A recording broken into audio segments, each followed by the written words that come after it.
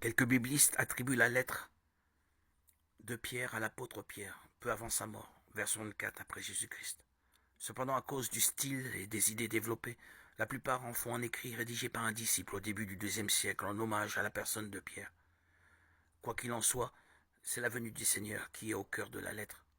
Son retard est l'objet de moqueries chez les païens comme chez certains chrétiens. La lettre rappelle alors que la durée n'est rien aux yeux du Seigneur et que sa patience est une chose donnée à tous pour s'ouvrir au salut et changer de vie. 3, 9, 15. La lettre de Pierre fait allusion à bien des textes de l'Ancien comme du Nouveau Testament. Ainsi en est-il de l'épisode de la transfiguration du Seigneur dans lequel Pierre est mentionné, 1, 16, 19. La lettre y voit un moment ultime de révélation qui associe le Christ glorifié et les prophètes. Ce lien, désormais, doit éclairer toute lecture de l'Écriture. De plus, elle ajoute que personne ne peut interpréter de lui-même une prophétie de l'Écriture, ce qui met en avant une interprétation communautaire en Église sous l'action de l'Esprit Saint.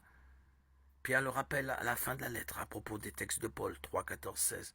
Ainsi, non seulement un ensemble d'écrits de référence est en train de se constituer, mais sa lecture doit être sans cesse vérifiée.